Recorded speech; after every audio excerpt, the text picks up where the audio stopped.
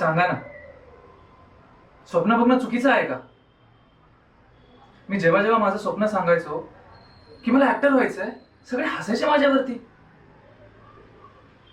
माझी आई म्हणायची, बाळा अभ्यास कर, त्यात काही नाही ठेवलं, खोटं असतं ते.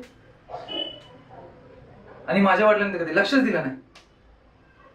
पण मी जपलं माझं स्वप्न.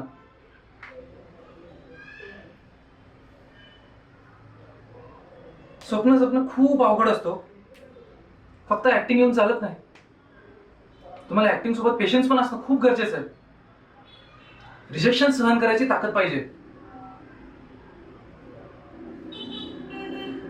कधी कधी असं वाटतं की मी चुकतोय का?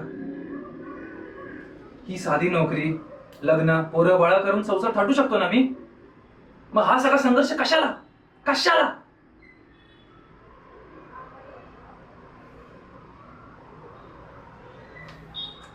मग तो दिवस आठवतो जेव्हा मी ते ऑडिशन दिलेलं आणि तो डिरेक्टर मला म्हटलेला, तूच काय भारी काम केलंय, मस्त. त्या दिवशी असं वाटलं मी जग जिंकलंय. हे करायसाठी जन्म घेतला होता मी. कोणीतरी ओळखलं मला.